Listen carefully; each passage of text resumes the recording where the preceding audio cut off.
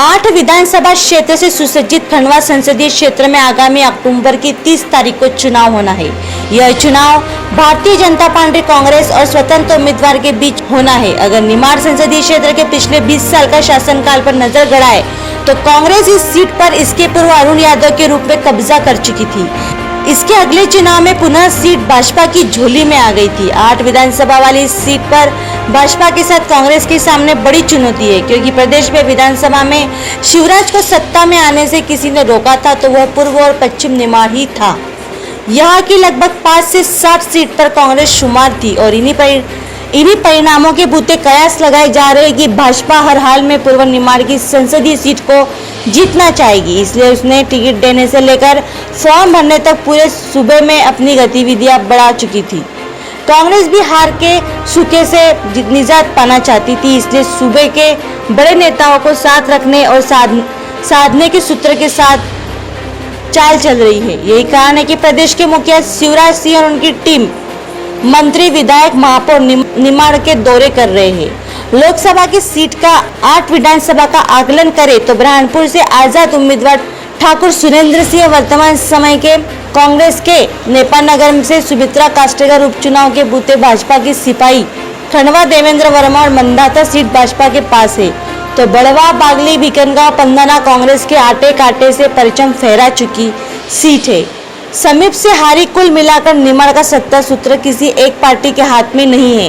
कांग्रेस को बुरहानपुर के आजाद उम्मीदवार से लाभ मिलेगा, इसमें संशय है। फिर भी यह श्रीमान समय को देखकर पत्ते और फांसे फेंकते हैं। इनकी इसी नीति को समझकर राज्यसभा में भाजपा के में मतदान के बाद कांग्रेस के कद्दावर नेताओं ने पिछले 10 से 12 माह से इनको इग्नोर करना शुरू कर दिया था। इनको समझ आ गया था कांग्रेस नेताओं से मैत्री भाव बढ़ाने में ही उज्जवल भविष्य है। वह कांग्रेस के साथ मजबूती से खड़े हो गए। वैसे ही कांग्रेस का गढ़ रही इस सीट पर भाजपा हमेशा लोकसभा में नुकसान में रही। नेता विधानसभा क्षेत्र का चरित्र एक जैसा नहीं रहा। यह पार्टी की नहीं, प्रत्याशी का सम्मान होता है। कह सकते हैं कि जिस महिला नेत्री को कांग्रेस ने उम्मीदवार बनाया और जिताया था, उसी महिला नेता ने कांग्रेस से त्याग पत्र दे दिया था और भारतीय जनता पार्टी की सदस्यता ग्रहण कर ली थी और पुनः भारतीय जनता पार्टी की उम्मीदवार बनी और चुनाव लड़ी, तो कांग्रेस से कई गुना वोटों से जीतकर पुनः सत्ता में आकर भारतीय जनता पार्टी की सत्ता काबिज करवाई थी। नेपानगर में भाजपा के हौसले बढ़े हुए। पूर्व मंत्री अर्चना चिटनिस की मेहनत, आम मतदाताओं से जीवंत संपर्क का लाभ बीजेपी उम्मीदवार को मिलेगा। खंडवा में अशोक पालीवाल जैसा नेता अंतरकलह को बढ़ाते हैं या समय का इंतजार करते अभी गर्त में है। कुल मिलाकर सांसद प्रत्याशी के रूप में ज्ञानेश्वर पाटिल नया चेहरा कह सकते हैं, किंतु हमको यह भी नहीं भूलना चाहिए कि ज्ञानेश्वर पाटिल संयुक्त जिले बुरहानपुर खंडवा जिला पंचायत अध्यक्ष पद को सुशोभित कर चुके हैं।